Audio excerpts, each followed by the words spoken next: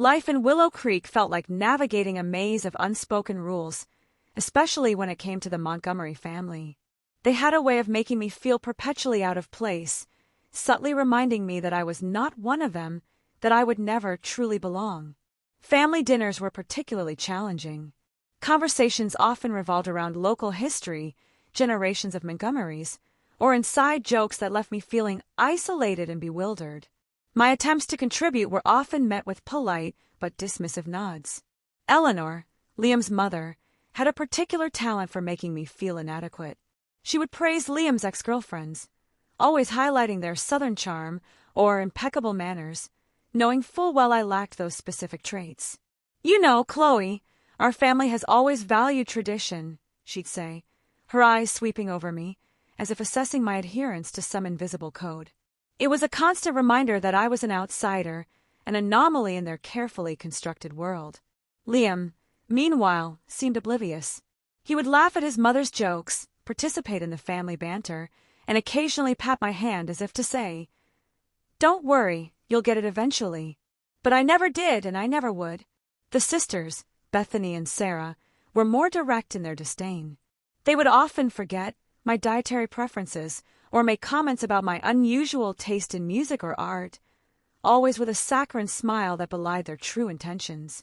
One time, at a community potluck, Bethany loudly corrected my pronunciation of a local dish, making sure everyone within earshot noticed my mistake. It was a small moment, but it stung, highlighting my perceived foreignness. I started to withdraw, finding excuses to avoid family functions, preferring the quiet solitude of our small house to the suffocating atmosphere of their gatherings. Liam noticed, of course, but he attributed it to my city ways and my need for personal space. He never connected it to the subtle racism, the constant othering, the feeling of being perpetually judged and found wanting. My attempts to explain were met with blank stares or gentle reassurances that I was imagining things.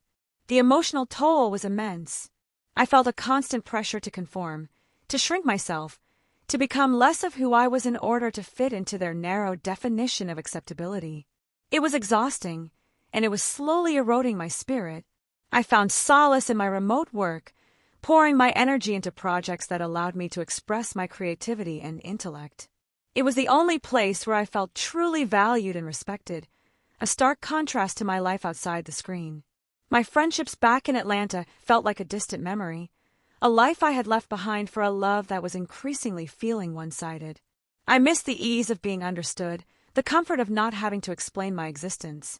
The prank was still a distant concept, but the groundwork for it was being laid, brick by insidious brick. Their casual cruelty, their constant need to assert their perceived superiority, was building towards something more overt. I began to realize that their behavior wasn't just about tradition or old-fashioned ways. It was about power, about control, about maintaining a social hierarchy where I, as an outsider, was at the bottom. The air in Willow Creek grew heavier with each passing day, and the smiles of the Montgomerys felt less like welcomes and more like veiled threats. I knew, deep down, that something was brewing, something more sinister than their usual microaggressions. The shift was subtle at first, a change in the air around Liam's family. Their usual condescension morphed into something more conspiratorial. I started noticing hushed conversations, quick glances exchanged when I entered a room, and sudden silences. It began around the time of the annual Willow Creek Fall Festival, a major event for the town and the Montgomerys. Eleanor, Bethany, and Sarah were unusually secretive, often disappearing into a corner to whisper, their voices dropping to barely audible levels. I'd catch snippets. Perfect opportunity. Or, she'll never see it coming. Accompanied by stifled giggles. My stomach would tighten, a knot of unease forming, but I tried to dismiss it as my paranoia, a byproduct of living under their constant scrutiny. Liam, as usual, was oblivious.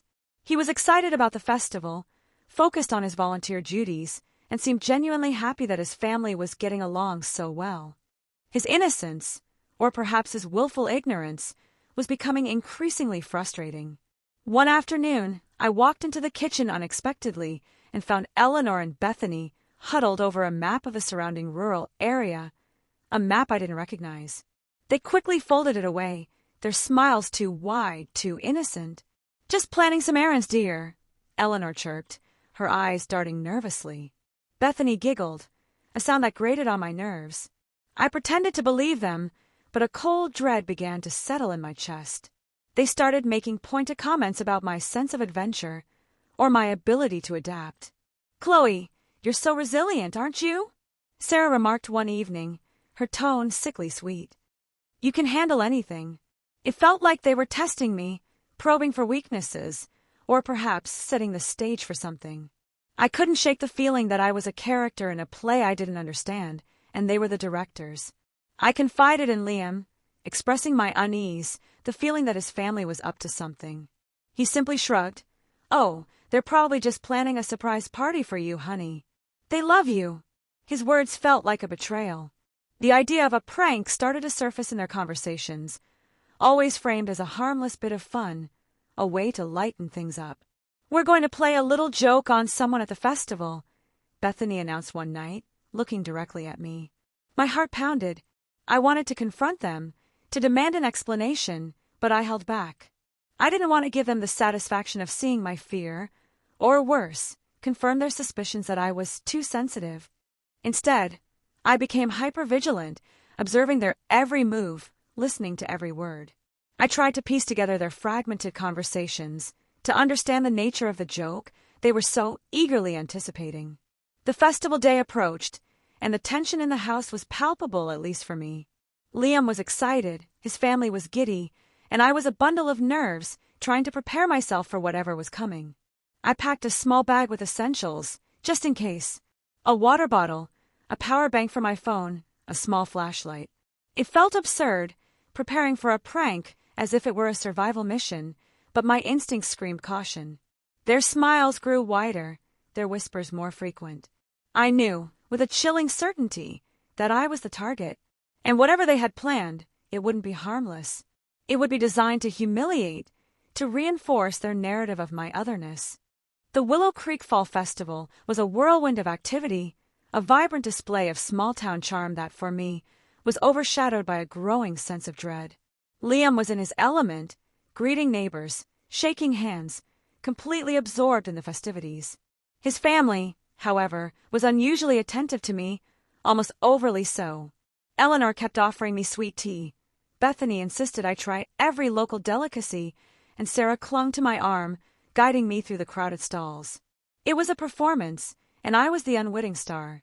"Chloe, darling, you simply must see the old mill on the outskirts of town," Eleanor suddenly exclaimed, her eyes sparkling with an unsettling enthusiasm. "It's a historical landmark, and the view from there is simply breathtaking at sunset." Liam, who was busy chatting with a friend, nodded absently. "Sounds lovely, honey. You go with Mom and the girls. I'll meet you back at the main square in an hour." My heart sank. This was it. The setup. I hesitated, but their collective gaze was too intense, too expectant. Refusing would only confirm their suspicions about my lack of spirit. So, with a forced smile, I agreed, my stomach churning with apprehension. We piled into Eleanor's large SUV, the sisters chattering excitedly in the back. The drive was longer than I expected, taking us down winding dirt roads, further and further away from the festive lights and familiar sounds of the town. The sun was beginning to dip below the horizon, casting long, eerie shadows. The landscape grew increasingly desolate, fields giving way to dense woods, the air growing colder. My grip tightened on my purse, my heart pounding a frantic rhythm. Finally, Eleanor pulled over, not at an old mill, but at a deserted, overgrown clearing. There was no landmark, no breathtaking view, just an ominous silence broken only by the chirping of crickets. "Well, here we are," Bethany announced, her voice unnaturally bright. "The perfect spot for our little surprise." Eleanor and Sarah exchanged triumphant glances, their smiles now devoid of any pretense of warmth. Before I could react, Eleanor leaned over and quickly unlatched my seatbelt. "Time for a little walk, Chloe," she said, her voice dripping with a chilling sweetness. "Just a small test of your resilience." They all got out of the car, standing by the open door, watching me with a cruel amusement.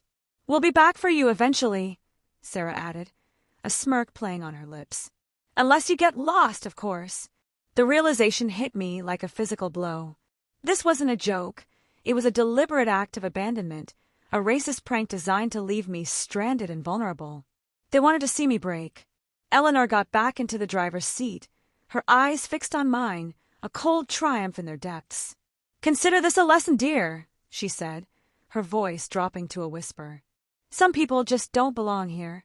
Then, with a sickening lurch, the SUV sped away, leaving me standing alone in the fading light, surrounded by the oppressive silence of a place I didn't know, miles from anywhere, my phone signal non-existent. The dust from Eleanor's SUV settled around me, leaving me enveloped in a silence so profound it felt deafening. Panic, cold and sharp, clawed at my throat. I was truly alone, miles from Willow Creek, in an unfamiliar, darkening wilderness. My phone, clutched in my trembling hand, showed no signal, a stark confirmation of their malicious intent. They hadn't just left me. They had ensured I had no immediate way to call for help, no lifeline to the world I knew. The sun dipped further, painting the sky in hues of orange and purple, but its beauty was lost on me. Every rustle in the undergrowth, every distant hoot of an owl, sent a jolt of fear through my body.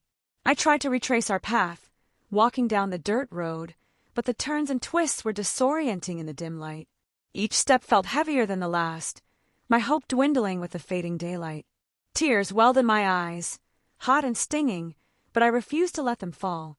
This wasn't just a cruel joke, it was an act of pure malice, a calculated attempt to break me, to make me feel utterly powerless and insignificant. The realization that Liam's family, the people he loved, could do something so profoundly hateful was a bitter pill to swallow. It shattered any remaining illusions I had about their old-fashioned ways or their good intentions. This was racism, plain and simple, dressed up as a prank. It was their way of asserting their dominance, of telling me, in the most brutal way possible, that I was an outsider who didn't belong. Hours passed. The air grew frigid, and the darkness became absolute, save for the sliver of a moon peeking through the trees. I huddled beneath a large oak tree, shivering, hungry and utterly defeated. My mind raced, replaying every condescending remark, every subtle slight, every dismissive glance. It all made sense now. This was the culmination of their quiet campaign to make me feel unwelcome. I thought of Liam, of his obliviousness, his inability to see the truth of his family. Would he even notice I was gone? Would he care enough to look for me, or would he simply believe his family's fabricated story? A profound sense of loneliness washed over me, deeper than any physical discomfort. I was not just lost in the woods. I was lost in a marriage that had become a gilded cage, a relationship built on a foundation of lies and unspoken prejudice. As the night wore on, a new emotion began to simmer beneath the fear, anger. A cold, steady rage that solidified my resolve. I wouldn't let them break me. I wouldn't let them win. I would survive this. And when I did, I would leave. Permanently. Not just the woods, not just Willow Creek, but Liam and his family, and every toxic thread that bound me to their hateful world. The darkness of the woods became a mirror, reflecting the darkness in their hearts. But it also became a crucible, forging a new strength within me, a determination to reclaim my life. The first rays of dawn brought a chilling clarity to my situation. My body ached, my throat was parched, but my mind was sharper than ever. I was done being a victim. I was done hoping for acceptance. I started walking, my steps slow but determined, following the dirt road. Every rustle in the leaves, every distant sound, still put me on edge, but the fear was now tempered by a fierce resolve. After what felt like an eternity, I saw a faint glow in the distance, the lights of a small gas station.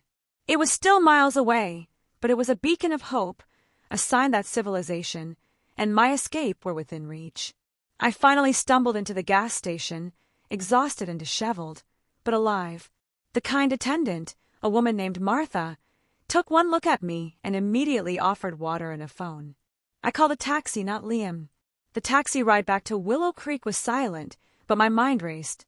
I formulated a plan, a strategy for my departure. I wouldn't confront them immediately. I would be calm, methodical, and utterly ruthless. When I arrived back at our house, the sun was high, and Liam was just waking up, looking groggy and confused. "Chloe! Where were you?" "I was worried sick. Mom said you went off with them to see a new antique shop." His words, so casually dismissive of the truth, solidified everything. He hadn't bothered to check. He had simply accepted his mother's lie. His complicity was as painful as his family's cruelty. I looked at him, truly looked at him, and saw a stranger, a man who chose convenience over truth, who prioritized his family's comfort over my well-being. The love I once felt for him evaporated, replaced by a profound sense of disappointment. "I was left in the middle of nowhere, Liam," I said, my voice flat, devoid of emotion. "Your mother and sisters drove me out to the woods and abandoned me. They called it a prank." His face paled, but then he quickly recovered, a flicker of annoyance crossing his features. "Oh, Chloe, you're exaggerating. They were just having a bit of fun. You know how they are." "Fun," I repeated, my voice rising slightly. "They left me stranded, without a phone signal, in the dark, miles from anywhere. That's not fun, Liam. That's malicious. That's racist." He scoffed. "Racist? Don't be ridiculous. They love you. They just wanted to teach you a lesson about being more adventurous." His denial was absolute, his loyalty to his family unwavering. In that moment, I knew there was no turning back. This wasn't just about a prank. It was about a fundamental difference in values, a chasm of understanding that could never be bridged. "I'm leaving, Liam," I stated, my voice steady. "Permanently. I can't stay here. Not with them, not with you." His jaw dropped, his eyes wide with shock. He had never expected this. Liam's shock quickly morphed into anger, then a desperate, pathetic attempt at persuasion. "Chloe, you can't be serious. Where would you go? What would you do? You have nothing here without me." His words, intended to intimidate, only fueled my resolve. He truly believed I was dependent, a helpless city girl adrift in his world. He had no idea of the foundation I had been quietly building, brick by digital brick. For years, while navigating the subtle barbs and condescension of the Montgomerys, I had poured my energy into my remote graphic design business. It wasn't just a job, it was my escape, my true identity. I had been secretly investing a significant portion of my earnings, not just in safe accounts, but in emerging tech startups, a passion I had cultivated long before meeting Liam. My portfolio was growing, steadily and impressively. I had also been quietly building a network of clients and collaborators who valued my skills and vision, not my marital status or my perceived social standing. My business was thriving, far beyond what Liam or his family could ever imagine. My little freelance projects, as Liam dismissively called them, had blossomed into a highly profitable digital marketing and design agency. I had even hired a small, virtual team, all working remotely. The surprise element of my departure wasn't just my decision to leave. It was the revelation of my complete financial independence, my secret empire built right under their noses. They saw me as a trophy wife. I was a CEO in disguise. I calmly walked past Liam, ignoring his pleas and threats, and went straight to my home office. I retrieved a sleek, encrypted hard drive containing all my business files, client contracts, and financial records. "I have everything I need, Liam," I said, turning to face him, the hard drive clutched in my hand. "More than you could ever imagine. And unlike you, I built it myself, with my own hands and my own mind." He scoffed. "What? Your little design hobby? Don't be ridiculous. You'll be back begging for my help within a week." His arrogance was boundless, his inability to see beyond his own limited worldview absolute. I had already secured a small, furnished apartment in Atlanta, a temporary base while I searched for something more permanent. I had even arranged for a moving company to collect my personal belongings the following day. My departure wasn't a desperate flight, it was a strategic withdrawal. I had planned this, perhaps subconsciously, for a long time, preparing for the day I would finally break free from their suffocating prejudice. I packed a single suitcase with essentials, my passport, and the hard drive. I left behind the house, the furniture, the life I had tried so hard to build with Liam. It all felt tainted now, a monument to their cruelty. As I walked out the door, Liam stood frozen, his face a mixture of disbelief and dawning horror. He finally understood that I wasn't just leaving for a few days. I was leaving for good. I'm Chloe, 28 years old, and for the past 3 years, Willow Creek, Georgia, has been my home. It's a town where time seems to slow down, where traditions run deep, and where everyone knows everyone else's business. Moving here was a leap of faith, a decision I made for love, hoping to build a life with Liam, my husband of 2 years. I met Liam in Atlanta, where I was working as a graphic designer. He was charming, attentive, and seemed to genuinely appreciate my independent spirit and my background, which was vastly different from his own. He came from a long line of Willow Creek natives, a family deeply entrenched in the town's history and its conservative values. When he proposed, I was thrilled, but the move to Willow Creek was daunting. I was a city girl, born and raised in a diverse community, and the homogeneity of Willow Creek was a stark contrast to everything I knew. Still, I loved Liam, and I was determined to make it work, to embrace his world. His family, the Montgomerys, welcomed me with a politeness that felt thin, like a veneer over something less inviting. His mother, Eleanor, always had a tight smile, and his sisters, Bethany and Sarah, would offer compliments that felt more like backhanded observations about my unique style or exotic background. I tried to brush it off, to attribute it to cultural differences, or their natural protectiveness over Liam. I cooked Southern dishes, attended church functions, and even joined the local women's auxiliary, desperately trying to find my place and earn their genuine acceptance. But the subtle jabs continued, often disguised as jokes or well-meaning advice. "Chloe, you know, in Willow Creek, we prefer our hair a little less wild," Bethany once commented, gesturing vaguely at my natural curls. Or Eleanor, "It's so interesting how you city folks have such different ways of speaking." Liam, bless his heart, never seemed to notice. Or if he did, he chose to ignore it, attributing it to his family's old-fashioned ways. He would laugh it off, saying, "Oh, that's just Mom. She means well," leaving me to wonder if I was overreacting, if I was too sensitive. I started to feel like a perpetual outsider, constantly scrutinized, constantly measured against an invisible standard I could never meet. My identity, once a source of pride, felt like a constant point of contention, something to be explained or justified. The town itself, while outwardly picturesque, held a quiet undercurrent of suspicion towards anyone who didn't fit neatly into its established molds. I noticed the lingering stares in the grocery store, the hushed conversations that stopped when I approached. It was a slow, insidious erosion of my comfort, a gradual realization that I wasn't just marrying Liam, I was marrying into a legacy of unspoken expectations and deeply ingrained prejudices. The dream of a shared life began to feel more like a solitary struggle. My work, which I did remotely, became my sanctuary. It was a space where my talent was valued, where my background didn't matter, and where I felt truly seen for my abilities. It was the one place I could be unapologetically myself. I tried to talk to Liam about it, to explain the subtle ways his family's comments stung, the feeling of being constantly judged. He would listen, nod, but then quickly change the subject, or reassure me that I was part of the family now. But I wasn't. Not really. I was an anomaly, a curiosity, a temporary addition to their perfectly ordered world. And as the months turned into years, the politeness began to wear thin, revealing the true nature of their welcome. I began to keep a mental tally of the incidents, the microaggressions, the dismissive looks. It was a quiet collection of hurts, building up inside me, making me increasingly wary and guarded, even around Liam. The air in Willow Creek, once seemingly fresh and inviting, now felt heavy with unspoken judgments.